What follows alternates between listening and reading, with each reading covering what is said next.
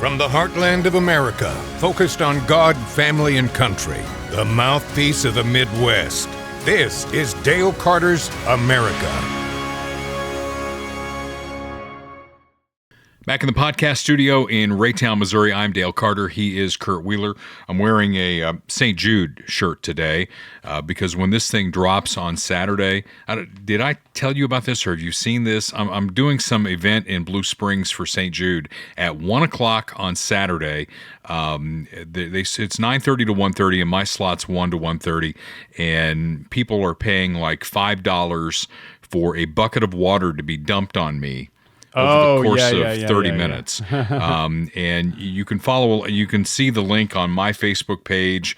You don't have to be there. You can just give money to St. Jude, $5 a clip, and they will literally dump buckets of water on me for the 30 minutes I'm there for every $5 they raise for St. Jude. Soak a Star, Blue Springs? Yeah, that's it. Soak a Star, Blue Springs. Somehow they figured I was a star. I don't know why. Yeah, but go figure. Yeah, I don't know. But then, I'm the radio guy, and I looked at other people on there. I don't know any of them, so maybe it's just a catchy title. Yeah. Right? So there you go. So the podcast, we invite you to help us spread the word in this crazy world that we're living in. There are times when I'm putting together the outline for this podcast that I just laugh out loud, and I hope it's as funny when we do it as I felt like it was when I put it together. We'll see. Kurt's going to tell you how you can take what you get on the podcast, share it with the world, and help grow our audience one person at a time. Absolutely. That's what it takes. We appreciate you watching on Rumble or YouTube for the video version of the podcast. Make sure you drop a like, hit that subscribe button, leave a comment, and share the link with your friends. You can also find the audio-only version on Spotify, Apple Podcasts, and then join in on Facebook as well. Join in the conversation. On today's podcast, Alan Rohlfing is going to join us. If you don't know that name, he is the Republican nominee for Jackson County Executive, a position no Republican has ever held in the history of Jackson County. 200 years this year. Democrats have run that courthouse for 200 years. Crazy. Will Alan be the one that turns it around? I don't know. We'll get his views coming up here. We have two parties emerging, and they're not the traditional ones that you're used to, Republicans and Democrats, because of the loony left, and we're going to get to all of that. And then a segment I did here, it's just time to lean in. If they've taken us down this road, maybe it's time for us to lean in. We tend to hold back, and we're oh no, we're better than they are. Well, if this is the road they're taking us down, I have some ways we can lean in that they will hate. But they set up the conditions for this, so we're just going to lean in. So that's coming up. Have you watched any good TV lately? No, I don't really have too much time for TV. We do movies. I like movies. Just because it's like you can sit down for 2 hours, watch a movie. Yeah. Then and I just like movies, in general. I like movies too. Yeah. Sometimes I'll watch them in segments. It's like, I've only got like 20 minutes, so we're going to watch 20 minutes of the movie. We'll come back to it. Yeah. I've come across something. I'm a political junkie. I always have been my entire life. And I've always liked Tyler Perry. I think he's funny. Ironically or unironically? What do you mean ironically? Do you actually like Tyler Perry? I do like him. Okay. I mean, the Medea movies I thought were really good. I think he's done some really good stuff. So when he came with this show called The Oval, which I'd never heard of, there's 7 seasons of The Oval available on Paramount Plus now. So I went back and I started watching it. I've literally never heard of it until just now. It is the absolute worst show I've ever watched. And I've watched, but it is so bad that I'm into season 3 now. Yeah.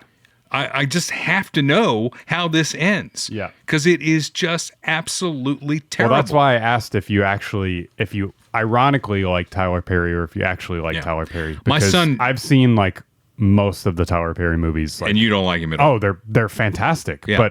But they're fantastic because they're terrible. And like it all follows the same formula. Yeah. It's like 3 couples go on vacation. Then the ex-boyfriend shows up, and then there's drama, and then they start fighting, and then it's like, cattiness, and like it's the same formula every time. And they're not fantastic. That. This formula is not that. This is a president who does nothing presidential. He sleeps with women constantly. His wife is the worst person in the world. Ends up trying to kill. I don't want to give too much away, but tries to kill their own son. I mean, there are murders left and right, and it's just.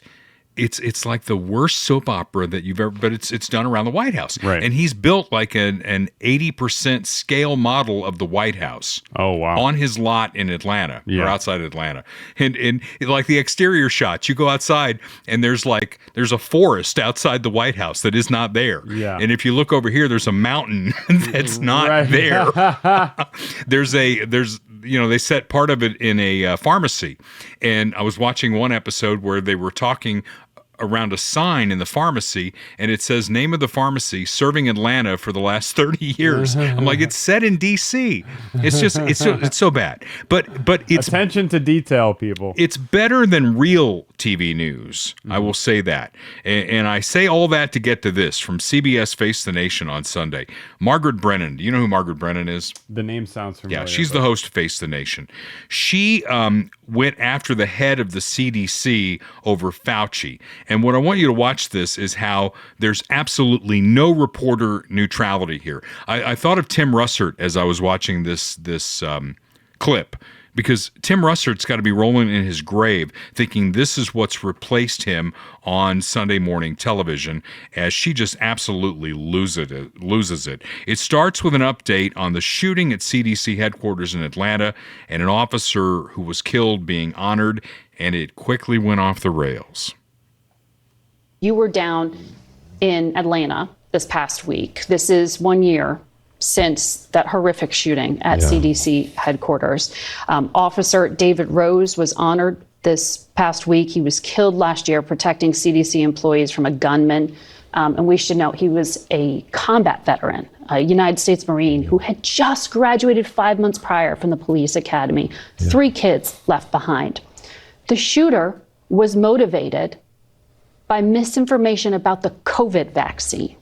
That is why he shot over 100 bullets into the windows of the CDC. Is enough being done to counter this kind of misinformation? I mean, I should start with, I got to talk with Officer Rose's wife a few months back. Well, one of the first things I did is to honor him and his sacrifice in protecting the people that work at the CDC, the amazing people who work at the CDC, was we renamed the street that leads into the CDC after him, and it was a really nice event. I'll tell you, the thing is, I want to focus my attention on Officer Rose because I think the shooter did was horrific, and I think you can talk about why shooters do things, but really fundamentally. Well, his father said he was brainwashed about the COVID vaccine and thought it was making him suicidal. That's what Margaret, his the thing is, motivation was to talk about the shooter puts the emphasis on somebody who's. I think we shouldn't be putting our emphasis on. No, I am on misinformation about. I think the key thing is there's a loss of public trust in public health that happened in part because of a lot of, frankly, even on this network and on other networks, there was a particular single point of view put across during the COVID pandemic about how, that led to things that really did cause harm to people. The school closures is probably the number one thing. This is not a productive line of claims. We covered COVID in depth on this program like no other Sunday show did. I'm not blaming you specifically. What I'm saying is, you want to talk about misinformation. The kinds of decisions and the public face of public health during the pandemic led to many people losing trust in public health. The Trump administration officials. No, I mean like Biden. So Biden, for instance, the censored pandemic me. began under the Trump administration. But just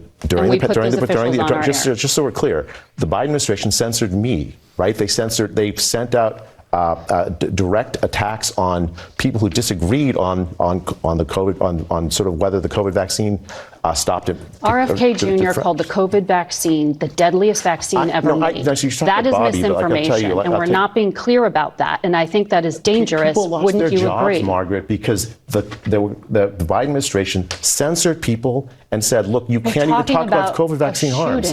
Yeah, and I'm talking about why you have the kind of distrust that's led to the kind of problems that we're talking about earlier in public health. That distrust was not caused by President Trump.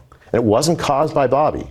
It was caused by a lot of really fundamentally, but often spread by the government itself regarding natural immunity, closure of schools, closures of mask mandates. People lost their jobs because of these vaccine mandates that didn't make any public health sense. So if you want to talk about public trust, you have to embrace that fully. right? You can't just talk about it in a narrow political way. I'm talking about a shooting at the CDC and an officer you said you just went to honor. That's what I was talking about. You're talking about something else. How can anyone watch that crap? He's dead on, 100% right. And he's so calm, and he says, and she loses her shit. Yeah. You know, what would Fauci say? Surely he would have a comment on this, right? I gotta pull it up, and he would say, "On the advice of counsel, I respectfully decline to answer based upon my rights under the Fifth Amendment to the Constitution." Thank you, Dr. Fauci. I appreciate that. Yes. So, yeah, now we're off and rolling here with the podcast. How's your roof holding up? We keep having storms.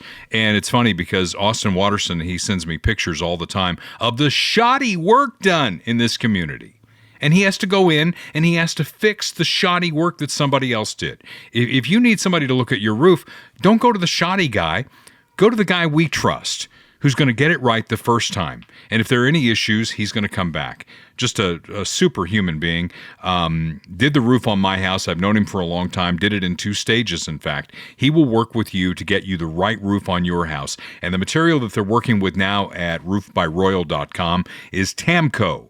Tamco Hail Guard, beyond Class 4. And we obviously get some serious storms here in the Midwest. So it starts with the roof inspection. Get Austin and his guys up on the roof, and they'll tell you what your needs are. And you have to trust me, because I trust him, that he's going to be completely honest with you.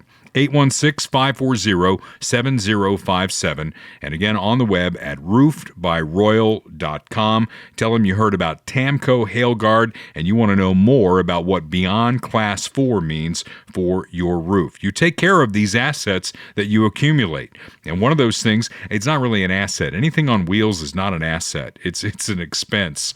And that's where your car comes in. You got to take care of that car. If you take care of your car, it will take care of you. And my buddy Tim Porter makes sure that happens at Christian Brothers Automotive in Independence. Each of the locations are independently owned and operated, but they're all great places to take your car. They're clean.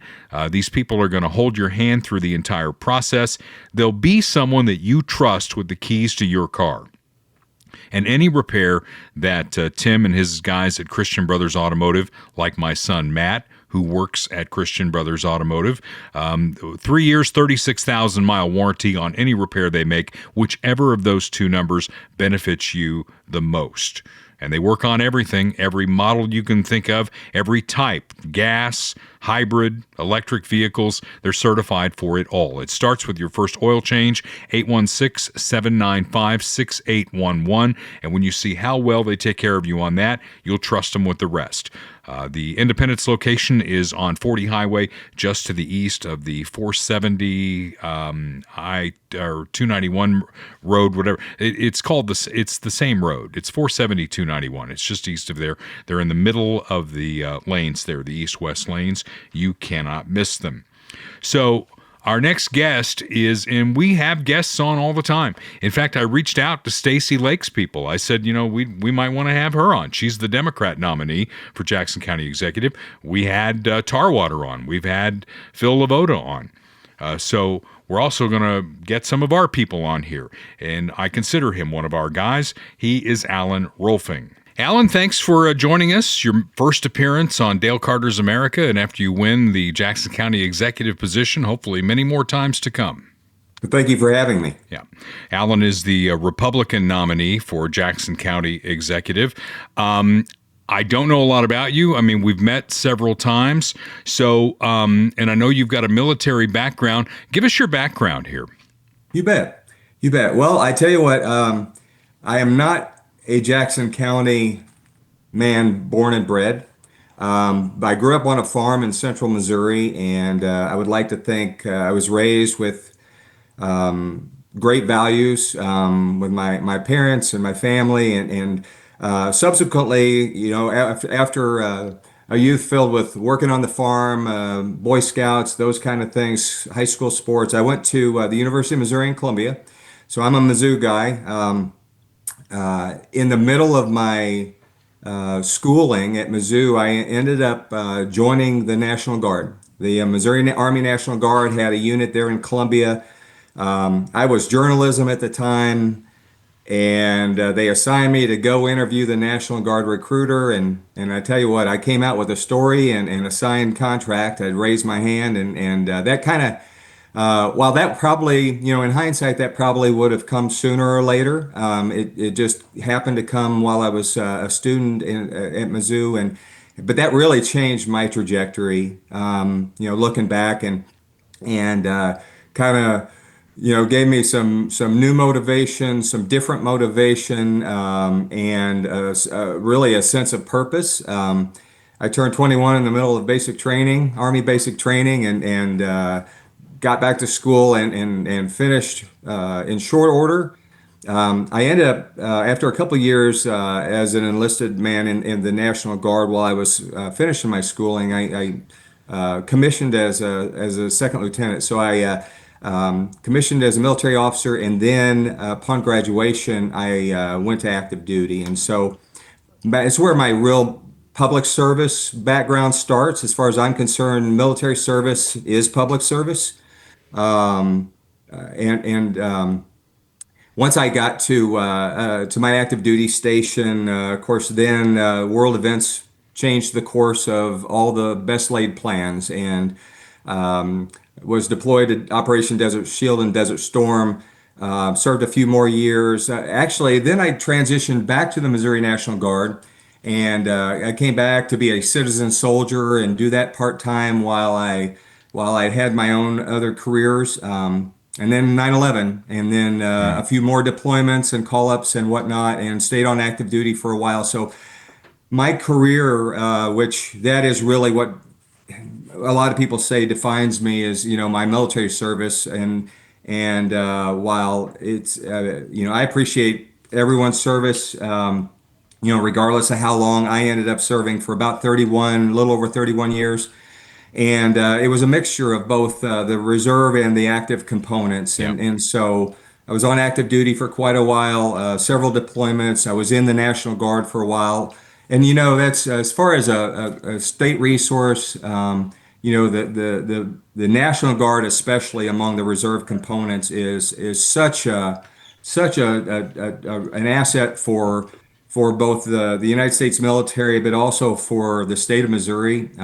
It's one of the best things that I ever did, and I met some incredible people and some incredible patriots along the way. Yeah. So anyway, to wrap up my background, I retired in 2017, and since then, I stayed active in the military community by in that helping vets find workspace. I worked with a lot of veterans and Missouri National Guardsmen and military spouses to help them connect with employers and also start small businesses. And so I did that. I relocated up here to Jackson County about 5 years ago, and since then have still been in that military space, but also have been helping my wife with her small business as we live here in Lee Summit. Right. And your wife was a candidate for city council in Lee Summit earlier this year? Yes, just this last spring. She's a CPA here in Lee Summit with her own business, and has been with the city on a volunteer basis, serving on the planning commission for a while. Right. She decided to run, and that's kind of what introduced me to a whole lot of people in this political space. Well, you're going into this, in your background in the military, you mentioned being a Boy Scout. You seem to me to be a really straight arrow going into a county which is anything but. And it may well take that military background that you have to clean up this mess that we have in the courthouse, because it's a mess.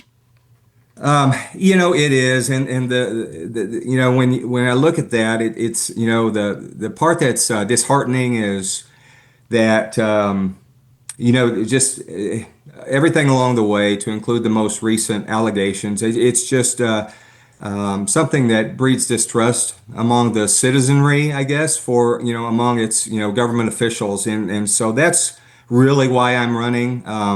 I don't have any political experience per se, but I could argue that the last thing Jackson County needs is political experience. Yeah, well, there is that.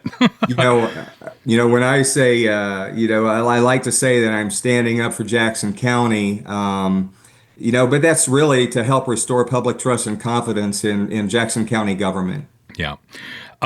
What are your thoughts on the current state of what's going on down there and the seemingly endless daily drama that just drips out of there? I mean, the current guy, Phil Lavoda, I consider him a friend. He's been on this podcast several times before he was the interim executive. He was my guy that I would bring on the podcast to say, hey, you're a Democrat, I'm a Republican. Here's what I think. What do you think? And how do we meet in the middle? And I always thought Phil was really great at that. And I was blown away by what happened that afternoon when he had his press conference and all that. What is your take on that as a guy running to replace him? Well, I was asked a lot. My phone was blowing up. That the day that those were announced or released, at the time, because I was asked a lot because of being a candidate for that position and see what my take was on it and whatnot. And rather than just ignore the requests that I had, I wanted to specifically reach out to them and say, and what I did say was, because those are serious allegations, and just as such, I'm choosing not to comment, and that's what I've done to this point. And it wasn't just a hey, no comment. It was more of a very conscious decision to not comment because I don't know Mr. Lavoda well. I've met him a couple times, but like you, I hear a lot of good things about him. He's been, in the county space for a while. He's a member of the communities and whatnot. And I like what he's done, the direction that he's taken it since he's taken this interim spot. But those are serious allegations. Yeah. It's there are a lot of pages to that indictment, and I guess to try to answer your question is, I hope that it's not as serious as it looks to some. I hope that he can continue to do the work that he started.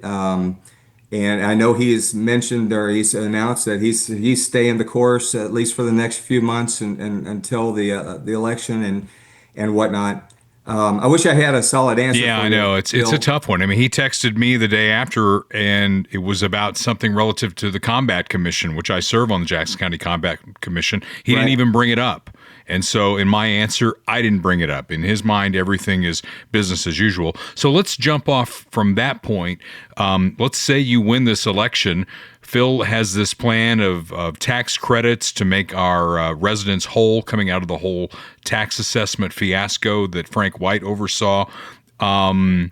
Is that the right plan in your mind, or do you have a different plan on day one? Well, that is a plan. That is a plan to try to make many homeowners whole, as far as how they were, call it what you will, mistreated, how they were wronged, the inconsistencies with the assessments and all that, that whole bucket that we all dealt with.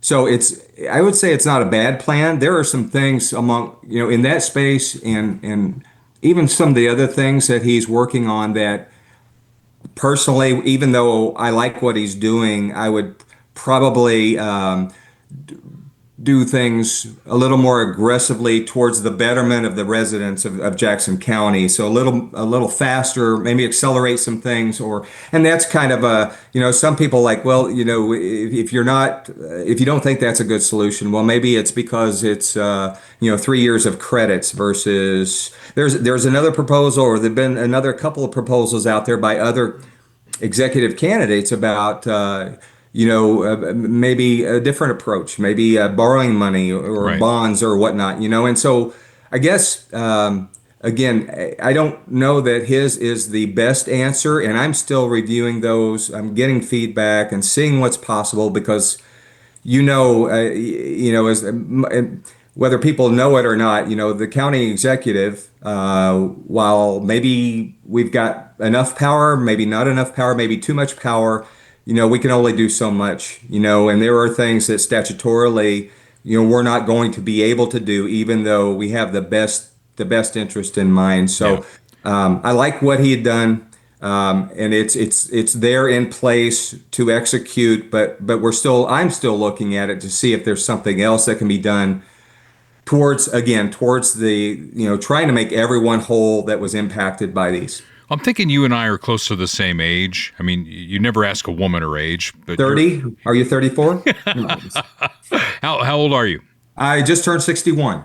So we are close to the same age. I'll be 63 in September. So you probably remember the Sears Christmas wish book, right? Oh, absolutely. So let's say you win the election on November 3rd.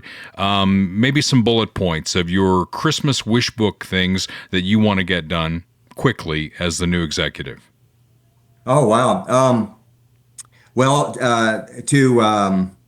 Top of that list, which is kind of, I think, top of the list for all of us that were running for some kind of county position, is the property tax reform, right? And so what I mean by that is kind of to extend upon your previous question is it's really to figure out what that final plan is, and if it's keeping with what he issued out as an order and the legislature addressed too, and to keep that in place, but communicate that, and I think maybe do a better job in communicating to the residents of Jackson County.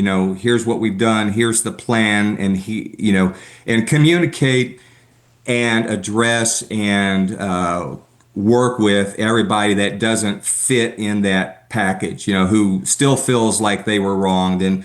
And so if that can kind of be addressed and be working to a happy ending, but also making sure that doesn't happen again. And so what's in place with the agencies, the companies that were all part of that mess, there's still a lot of pieces to this executive puzzle that I'm learning. And so it's hard for me to say, well, just make sure we don't use Tyler Technologies again. Well, it's not that easy. But and there are contracts in place, and there are other administrative and legal things that will need to be addressed. So, but rounding out the property tax reform, we got to fill. We have empty positions throughout the county. Yep. High level positions that need to be filled. I don't know exactly why some of those are not being filled yet. But there's a whole. I have a 60-day plan. Like you hear a lot of folks say, and it's not just a military thing. It's not just a political thing. I mean, leaders of organizations of all sizes have their short term and their strategic and their tactical plans, and so mine is very hit the ground running. 60 days to do what? Well, it's going to be very strategic, but I'm not convinced that the county has well identified standards in each department and for each employee. And maybe there is. I hear a lot of things that kind of concern me, so I'll be learning and inquiring about those. But what I want to do is evaluate where we stand in each department, establish the standards if they don't exist, to include job descriptions, and then communicate those standards to each employee, and then we'll train and we'll continue to train and hold people accountable, because once those standards are identified and people are held accountable, you get better service. And my overarching goal is to deliver world-class customer service to the residents of Jackson County. And that means a lot of different things to a lot of different stakeholders. But we all want better roads. We all want better schools. True. Yeah. And the best public safety measures we can have. It's just a matter of what's the roadmap to get there. And I think that's kind of what I bring to the table, which is really part of my military service and how I treated people and how I accomplished missions along the way. It's not just having the map, and obviously I would surround myself with the best people I could. We'd be on the same team. We'd communicate well, and at the end of the day, it's about serving the residents, it's serving the taxpayers, and it's I say taxpayers kind of interchangeably with residents, but obviously Jackson County is made up of a lot more than just taxpayers. Mm-hmm. But given the light of our recent troubles, it's especially the taxpayers, but it's all residents. And so the public safety measures, our roads and bridges, the stadium complex, it's our county, keeping up our county parks. We have a great place to live. We do. It's a shame that, that it's a shame we're not the best kept secret in the state of Missouri, right? That other counties and other municipalities are looking to us like, look at what Jackson County is doing. But I think we can get there, and that's my goal. Well, the elephant in the room that we haven't talked about yet is that no Republican has ever been the county executive. 4 years ago, before I was running for this, I had Teresa Cass-Galvin on the podcast, and I thought if ever there was a chance for a Republican, it would have been her, because Frank White obviously was inept, and everything that was happening was already happening and would go on to lead to a recall vote for Frank White. Why would this election be different? You've looked at it. You threw your hat in the ring. There were 6 Democrats. It came down to 1. It's Stacey Lake who's going to be running against you. Why will this time be different? How will a Republican emerge? Well, it's another one of those questions that I wish I had a solid here, take this to the bank type of answer. But personally, as I looked at, I saw it as a winnable race, and of course you could always, you could always pose those kind of questions like, well, if not now, when, and if not me, who? Which I did, among my inner circle type of thing, when we have those conversations early on. But when I was asked to run, we brought those things up, and it will be a challenge, just demographically, and the, to where those registered voters in the county align themselves, and who's going to vote straight ticket. And all of a sudden, there are strategies, and I think I've talked to some of the folks that work on Teresa's campaign. I've not talked to her personally, about her experience and what went right or wrong, but I did talk to some folks that worked with her or for her. And, I know there were some times where they thought that they had a great chance, and then perhaps it's the Kansas City proper vote comes in, and that's exactly right. I mean, that's the thing you got to overcome is, that's part of the corruption that exists here. They have their own election office for Kansas City. Demographically, more people have moved to the suburbs, so it ought to be possible for Republicans to win countywide. I'm not talking about just the executive, also the at-large seats. But what happens is when we count the ballots in independents, and all of a sudden here comes Kansas City, and it's like, oh, never mind, we got more Democrats over here who've somehow voted. It just seems like it's a stacked deck to run countywide. And it does, and it doesn't surprise me. I lived for a while in the Kansas or the St. Louis area, St. Charles specifically. I wasn't, but St. Louis County is not unlike Jackson County. As far as the urban influence and perhaps the Democratic Republican breakdown, but it really, you're absolutely right when you talk about. The Kansas City, and then there's the 2 election boards that we have, right? The Kansas City election board, the Jackson County election board, and everyone's told me since before day one, okay, you gotta pull strong and have great turnout in Jackson County, and then campaign is however you can in Kansas City and make some of those connections. I mean, my opponent's been. I think maybe even, I'm not going to say that she said this exactly, but she's kind of been running for 6 years. She has. And from what I understand, she did pretty well in the primary against Frank White, and however that all turned out, but she's, got a lot of name recognition. She's knocked on a lot of doors. She's connected with a lot of people, probably throughout the whole county. And at the end of the day, it's, we'll also have to see how, the amendment that is on the ballot, what that does with regard to voter turnout. I mean, we had great voter turnout in August. I mean, comparatively, it's a lot of times a low voter turnout election, just like April is. But we'll see what that means for the amendment that's on the ballot in November. And does that mean anything more for either side? I'm not sure. At the end of the day, and one of the things that I always say is that we've got to have record voter turnout for the Republicans in November, and then I've got to connect with more and more Democrats that are frustrated and independents that feel ignored, and that's really kind of my biggest challenge is to not just the name recognition, which we have campaigning things in place, and that will happen to help with that. But it's a challenge, and I love challenges. The definition of insanity is doing the same thing over and over again and expecting a different result. And if they continue to elect Democrats with kind of shaky backgrounds, and what happens is they get so entrenched, it's like nobody's looking, and so corruption just happens everywhere, and that's what's happened because they're entitled. They feel entitled to these positions, and who cares if Manny takes a bunch of people to Hawaii and it's $28,000 to the taxpayers? Nobody cares. Nobody's watching. So we need a guy like you, with that military background to come in there and get it cleaned up, and I'm going to be rooting for you. I'm going to help you any way I can.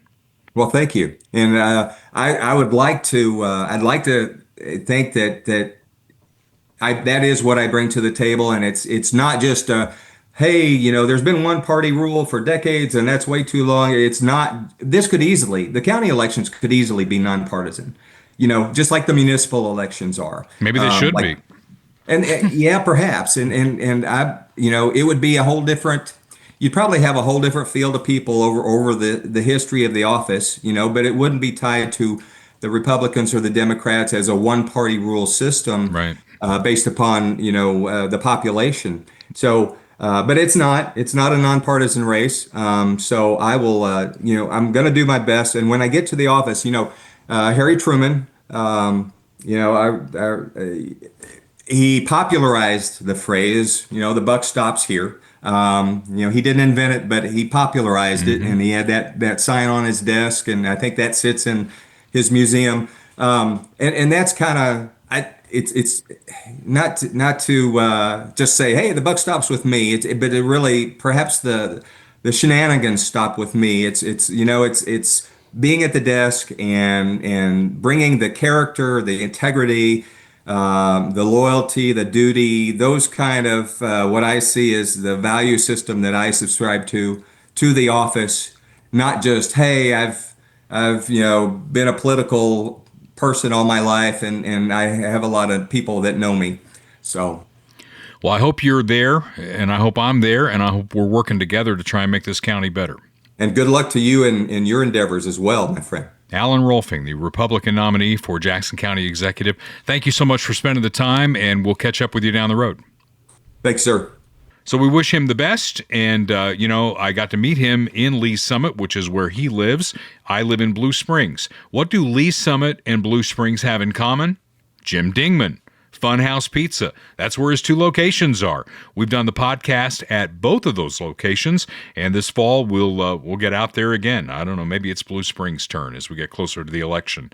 50 Highway in Lee's Summit, 7 Highway in Blue Springs. Eat in, carry out, order online at funhousepizza.com. Get that pizza delivered. They do that too. Great pizza, cold drinks. It's a complete fun atmosphere. If you're going to have a birthday party or your team party or just a group of folks who want to get together and watch the game, you can do it at Funhouse Pizza in Lee's Summit and Blue Springs, 50 Highway, Lee's Summit, 7 Highway in Blue Springs.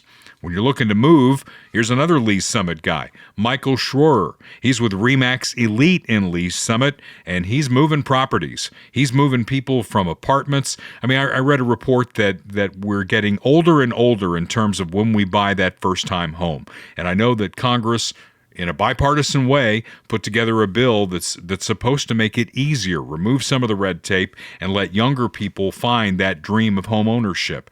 The guy who will be there to help you navigate all that is my friend Michael Schroer. Get you from an apartment to a house, bigger house when you start having kids, smaller house when they leave you and you're an empty nester, and then maybe you've got that piece of property you want to build something on. Michael's an expert at all of that. You can reach him at the office at 816-373-8400. His cell is 816-520-9342. And his email address, you can grab him there at Michael Schroer. You got to know how to spell Schroer. I'll help you with that. It's SCHROER, and then the number 56 at gmail.com. Get some real estate moving here. So I kind of teased this, that we have two parties emerging and not the traditional ones that we grew up with. The DSA, the Democratic Socialists of America. We need to get that out there. The Democratic Socialists of America. Can you believe we're even having this conversation in 2026, that a large contingent of people identify themselves as socialists? Yeah, I mean, it's been an ongoing thing for decades, back to the 60s and 70s and before that. But they were a fringe back then. They were the people we made fun of. Right? Right? I think there's still a fringe now. It's just that we have the internet and we have social media, so their voice is amplified. The mayor of the largest city in this country is a socialist. It's true, yeah. Yeah. So where does this all go? Well, Chris Matthews, who I've had on my show on KFKF, he and I don't agree on a lot, but I do respect his opinions. He thinks that this actually helps the mainline Democrats in the long run. Here's what I think, and I've been thinking about this for days now. The DSA has done a favor to non-DSA Democrats, to regular Democrats who are regular members of the party. They've listed what they believe in. Their chair made that clear. It's in Peggy Noonan's column this week. It's very clear. We're going to get rid of ICE, not just ICE. We're going to get rid of the border. We're not going to have a border anymore. We're not going to effectively control people coming in and out of the country. And so I think we're going to get rid of prisons. We're going to get rid of the Pentagon. We're going to negotiate. Well, what happens when your hostages are your former diplomats, like what happened with President Carter? People take your diplomats hostages. What do you do then? You need an army.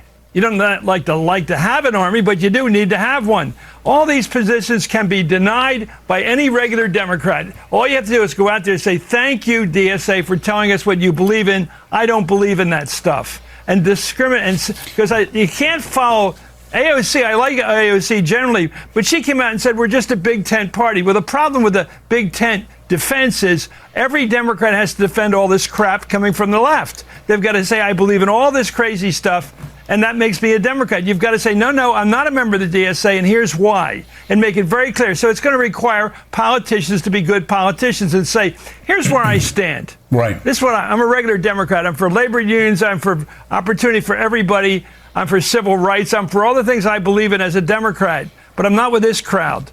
And I think that's going to be a line that has to be drawn by Democrats, because I'm telling you, the last 6 weeks of this election is going to be an attack on El Sayed and the DSA in New York and the Mamdani, and it's all going to come out and blame every Democrat for everything the DSA is doing. I don't believe in the DSA plan. I don't believe in their checklist of what they believe in. I'll say so. But running for office is going to require that, I think, before the election. So when you put your name on a ballot, you got to say what you're for and what you're against. I am running against someone who proudly had the DSA of Kansas City knocking doors for him in Blue Springs. He talked about that on his Facebook page. I'm proud to have the DSA of Kansas City out working for me. Okay, well, we'll see how that works out in November, because you were running in a very red district from Blue Springs to Grain Valley to Oak Grove up to Buckner and Levisay and all that, and they're not on board with the DSA. They're not on board with defunding the police and opening the borders and getting rid of ICE and all this other stuff. And then, there are the basic issues where he and I don't agree. He wants to have a new tax for countywide transit.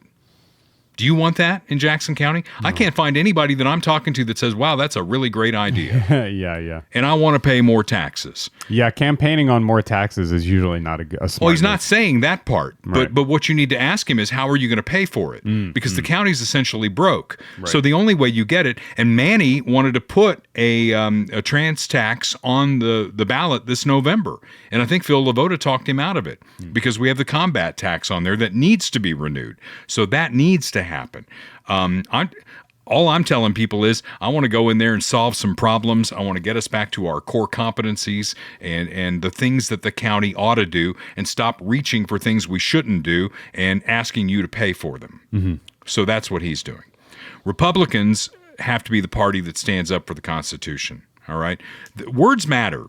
When you do the Pledge of Allegiance to the republic for which it stands, right? Words have meaning. The DSA, the Democratic Socialists of America, would shred those founding documents. And here's the scary part, Kurt. The majority of the DSA are college educated. These people all went to college. A majority of them are college age, too. Or maybe not majority, but a disproportionate are younger people, too. But what are they being taught?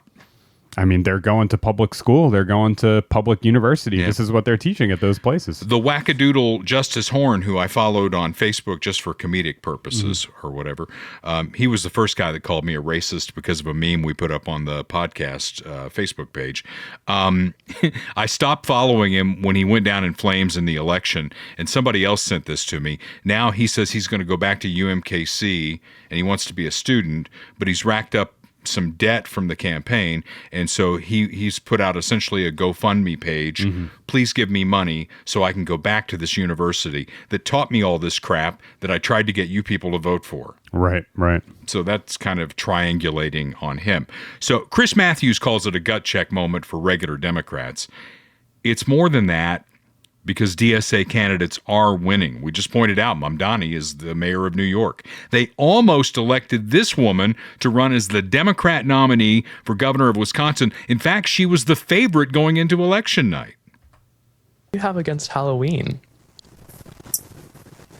I just don't. It's kind of. This is. I don't have anything against it. I just don't feel the need to have to participate, and it's fine for kids. This is not a I dislike. I'm not a super fun person. Okay. She's just not a super fun person. Governor. Okay. So would it be racist on my part to say people should go out as Francesca Hong on Halloween? I don't really see what the problem with what she just said is. I mean, I'm sure there's plenty of worse things than that, but... Oh, well, we'll get to it. All right. So if you think she's not fun on Halloween, she really doesn't like Thanksgiving. And CNN tried to help her, coach her through this answer. You're going to have to give me a second. Pulling it up. Lighting and, obviously likely would continue to do so before November should you win. One thing that they brought up as well was a post from you in 2021 where you said Americans should cancel Thanksgiving, should have done this in 1621. The post has been deleted. Republicans have been highlighting it. Do you still believe that Thanksgiving should be canceled? I'm a chef. And one of the first meals that I made that was for the community when I was 16 was a Thanksgiving meal. I always think my hospitality background in owning a restaurant for 7-8 years, that bringing folks around the table to share conversation and build community is always a good thing. But Thanksgiving is also a time that's incredibly painful for many people in our communities. And so I think I wanted to make sure that people understood that there are multiple views, but views can evolve. And the position that I'm running for right now, and I think my background as a chef, will actually help me become a better governor that's able to bring more people to the table. Francesca Hong, thank you for... What's painful for me at Thanksgiving is when I eat too much. Yeah, that I was going to say. And I can't get my pants on again. I mean, How is this is just the part that just infuriates me. It's like, it's painful. I knew I'd get you infuriated. It's painful for people at Thanksgiving. Like, what? Yeah. Why is it painful to be thankful? How is Thanksgiving as a holiday painful for indigenous people? That doesn't make any sense. Like, you have to be the most sensitive person ever. You have to be like a toddler. Like my 2.5-year-old son is like this. If I'm like, hey, you can't do that, he starts crying. Like, that's the mentality that you have to have in order to be pained by Thanksgiving. It's ridiculous. Like, grow up, people. Come on. Well, she came within 3,000 votes of being the Democrat nominee for governor of Wisconsin. And that night, on election night, was there some funny business keeping her from winning? Did the Democratic power brokers jump in here? I almost had, when I was watching this coverage, it almost made me feel like Kansas City. As we talked with Alan Rohlfing, it's kind of like, you've done really well in the suburbs. Oh, but hey, but then those votes start ticking in. We've got this election office over here that's not really the county, it's the city's election office, and we'll see how that all shakes out. And amazingly, the Democrats always win when they do that. I just know it's kind of like professional wrestling here in Kansas City. Mm-hmm. It's kind of like, oh yeah, you think that's the storyline? Well, here comes the storyline. Right. So she comes within 3,000, and then, MS, I think this came from MS Now.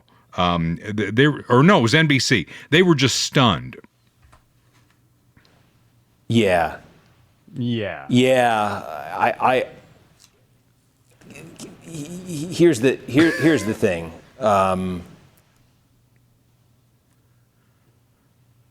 Camera zoom in. They're talking to him in his ear. Yeah. Here's let's look at it this way. We're quick. What's the angle? What are we going to say here? Yeah. Tell me what to say. Kind of indefinitely waiting for them to get their act together here and get the sticks and bring them back and go on. And we've got folks here who are working real late. Yeah. And so it's we're not going to stay up. I don't think we want to. No. Keep them here to. Yeah. This could go 90 minutes, and it's 90 minutes of me saying. So you can kill that. Do you know what they're talking about with the sticks? That is terrible television, by the way. You talk about, I remember like when I first started at the radio station, and even when we're doing the podcast, it's like no dead air. It's like the bane of radio. It's like way too much dead air there. That was bad. Well, the sticks they're talking about are memory sticks that had votes on them. And it's like USB. Oh, yeah, USB sticks. And it's like, whoa, oh my God, we can't let this woman win. We've got 5 memory sticks over here that need to be re-looked at again. I mean, there's nothing funky going on with that. Right. You wouldn't think. Well, she quickly conceded rather than ask for a recount. I mean, 3,000 votes in a statewide election like that, that's well within you. She could have asked for a recount. It's close, yeah. Didn't ask for it at all. You think maybe the power brokers went to her and said, go back down here, and we'll give you a cabinet appointment. Just shut up. It does smell like Kansas City politics. So there you go. Clay Como shooters. Before we get into talking about Clay Como shooters, I saw this. I think this is true. I don't know. It's one of those things I saw on the internet, and they can fake them so well now. But it was on like Fox News Channel, and it was 2 different areas and how they prepare you for being robbed. Okay. And I know the Clay Como shooters guys will teach you everything you need to know about self-defense. But Minneapolis police tips on how to avoid / prepare for being robbed. And here are their 5 tips. Don't walk alone. Only carry items that you need. Be prepared to give up your cell phone, purse, or wallet. Don't fight with criminals. Be prepared to describe the suspects. You can't use any racial descriptions. Right. We had a bank robbery in Kansas City this week, and the description was a male in his 20s to 30s. So I went to the Channel 5 website to see the actual deal.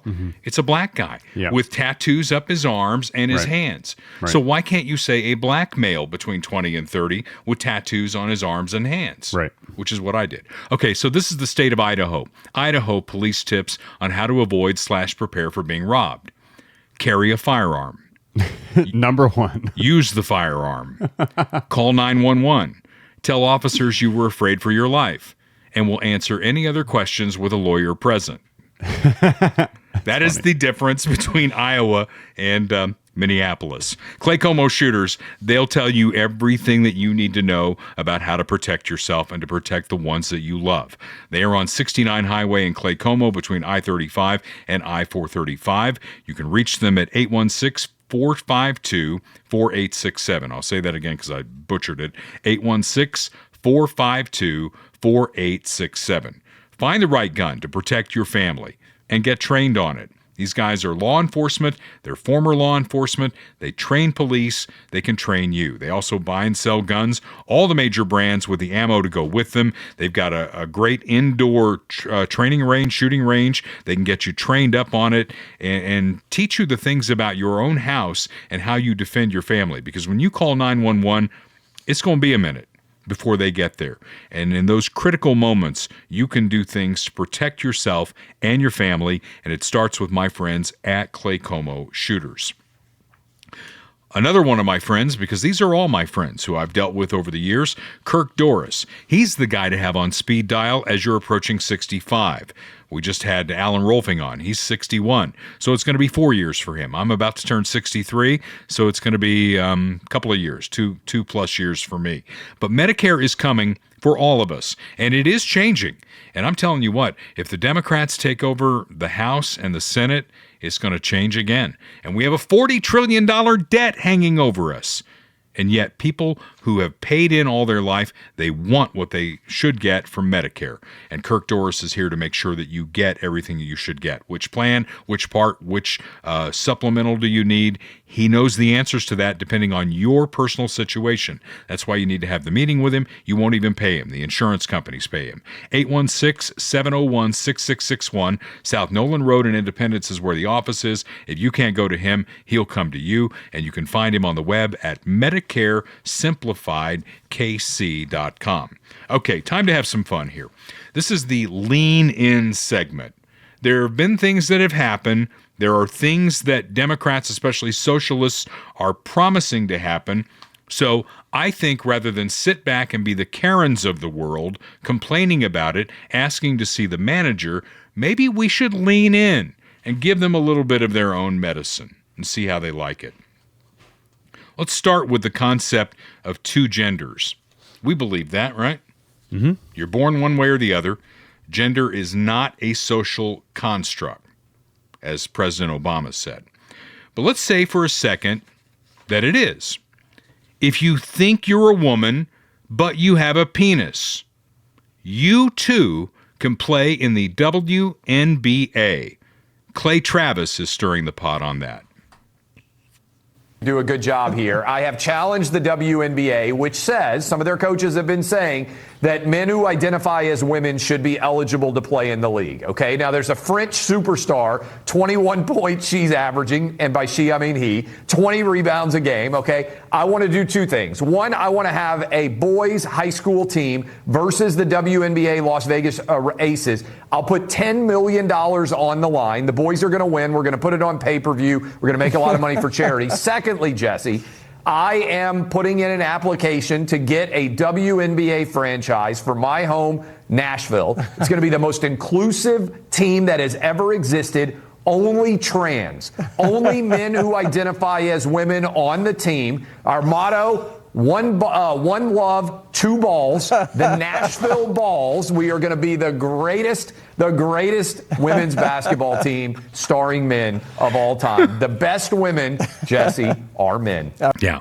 So he almost was doing Trump there. It's going to be the greatest. The best women's basketball team, right? They dunk the ball so hard, the women, they can't even dunk it, right? So building on that, former NBA player Royce White, the 16th overall pick in the 2012 NBA draft, is one of two former NBA players who say they are going to declare for the WNBA draft. Only players who are women are eligible to play in the NBA, but in the over 400-page document, it doesn't define what a woman is. It seems the answer of what they do now is pretty clear. Would you agree? Well, it's just astounding that the WNBA can't define the W in the name. And I think we're going through a very necessary conversation about who's actually eligible to play in some of these professional sports leagues, I guess on both sides of the gender spectrum. But my goal is to help elevate the WNBA. I think the ticket prices and the attendance, will soar. I think the audience, the live audience will increase. And I think ultimately it's good for the game. It's going to help evolve the game. I mean, who would argue that, a player like myself or an Enes Kanter or, in the future, maybe even, I don't know, a LeBron James, after he expires in the NBA, maybe he wakes up one day and realizes he's a woman as well. Who could argue that wouldn't make the women's game better?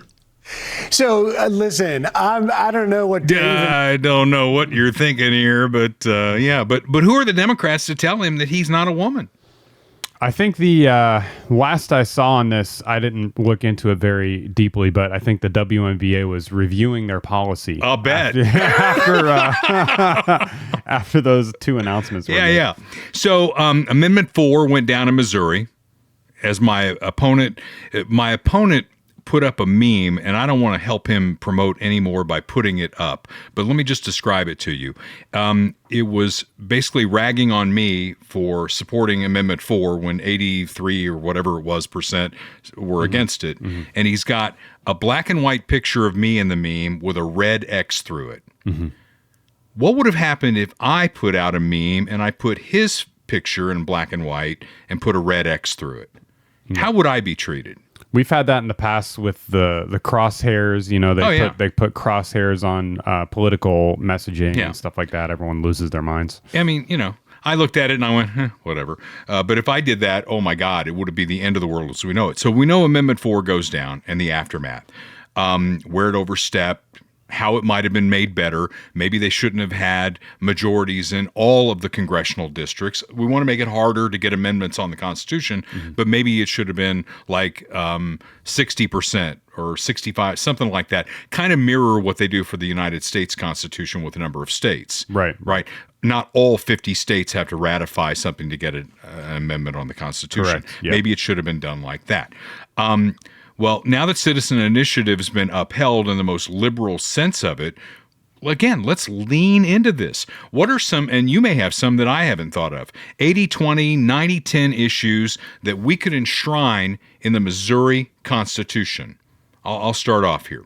Okay, we're going to have Amendment 3 in November. That's going to be on the November ballot. Do you know what Amendment 3 is going to be about? It's the abortion one, right? Yeah, because basically they got through an amendment that has unfettered access to abortion all the way through term, right? Just no rules on it whatsoever. And Amendment 3 attempts to put guardrails on it. So I'm going to be for Amendment 3. He's probably going to be against Amendment 3, and he's going to call me every name in the book. But it is what it is. I think limits are reasonable. I think you would agree that there should at least be some reasonable limits. Of course. Yeah. Amendment 4 means we get to test it with a 50% plus one. And you know what? If the Democrats are going to bring money into Missouri from all over the country and all over the world, let's do that too. There's a lot of people who think the way that we think on this. Let's get all the money in here and we'll do it. Beyond that, let's enshrine in the Missouri Constitution that there are only two genders. Not 16, not 65. There are two. And I'll bet we get 50% plus one on that. Sanctuary cities. Oh, yeah. Or harboring illegal aliens would be another one. I just had another one too. Oh, term limits. Yeah. I don't know if we have term limits on a state level, but if we're increasing this to the national level, because last week we talked about how this is what they want for the whole nation. They want the pure democracy for the whole nation. So put term limits on a 50% plus one. I guarantee that would pass on a. You mentioned sanctuary cities. Okay. You're going exactly where I was going, because this isn't the Missouri Constitution I'm talking about. This is the United States Constitution, okay? I am proposing a 28th Amendment to the Constitution, and I'm dead serious about this, that only citizens of the United States be counted in the census. Right now, it's persons in the country. Right. And, maybe I'm being a little cynical here. I don't think I am. I think the reason for these sanctuary cities is these places in California and New York, for instance, they know that their policies are running people out of those states. Mm-hmm. So they want to build up those populations by 2030 so they don't lose House seats. Because after the 2030 census, they're going to apportion House seats for the entire country. And if we do this fairly and we do it right, you're going to see California and New York lose seats in the United States Congress.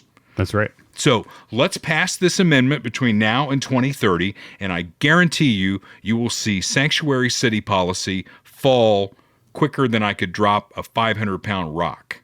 They'll be done. Mm-hmm. They will not happen. So let's get that ball rolling. 28th Amendment to the Constitution, only citizens count in the census. How could anybody be against that? Yeah, I mean, I think there's a lot of part of it too is just the wording of things. We've talked about this with the statewide and local amendment issues. The wording is either very confusing or it's like worded in a way that is biased. You know what I mean? Abortion is a really good example because you read a lot of these abortion amendments and it's like, shall the state limit in any way a woman's right to choose?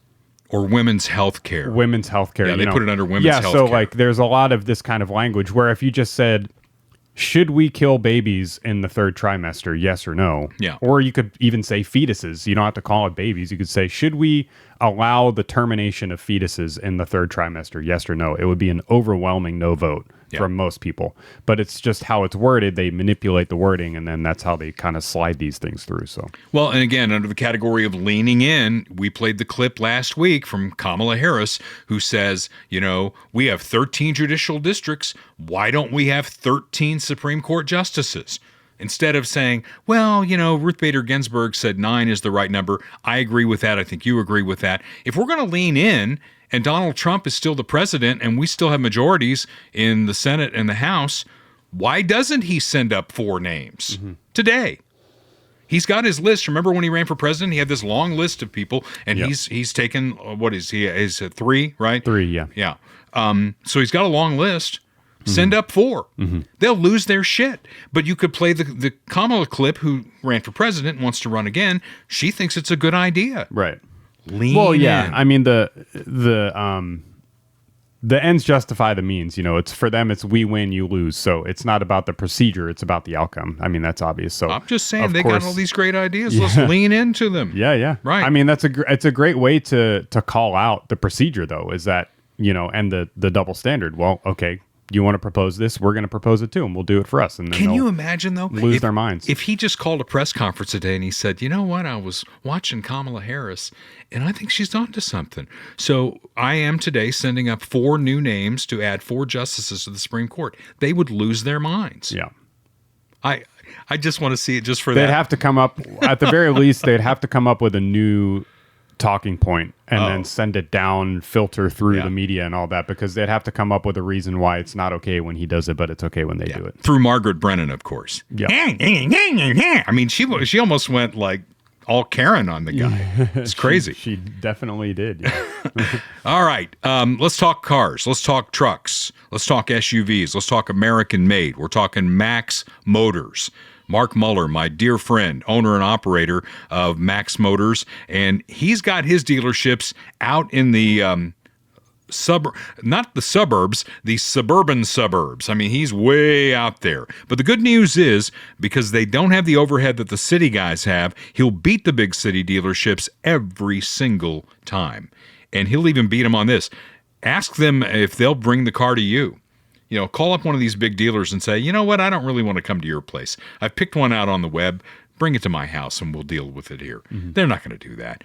Mark Muller's the Amazon of car dealers. You find the one you want at maxmotors.com. They will drive it to your house and do the deal at your house. No spending all day at the dealership. He's in Richmond, Clinton, Butler, Nevada. The best place to get him, though, is on the web at maxmotors.com. You'll see the American-made vehicles you know and love, Ford, Chrysler, Chevy, GMC. They're all right there for you to pick the one you want. Easiest place you're ever going to buy your next car. Small town American values, God, family, and country. And if you don't buy from Max, Mark says, please by American. America first. And then you got to get insurance on it, right? You don't want to be one of those people that gets in an accident and is like, I'm uninsured. Sue me. I ain't got nothing. You can try. I'd rather be insured, right? Mm-hmm. I'd rather know that my stuff's going to get fixed and I got a guy watching out for me. And the guy who's been watching out for me for over 30 years is Bob Watson. He is my Blue Springs State Farm agent, has been that for 5 decades. I say congratulations. You'll find him in his office at 7th and Main in Blue Springs, 816-229-7878. Auto, home, life, commercial insurance, anything that's important to you to get insured, Bob Watson is my guy, and he wants to be your guy. Bundle your home and car insurance. You'll save even more. Like a good neighbor, State Farm, and my friend Bob Watson is there.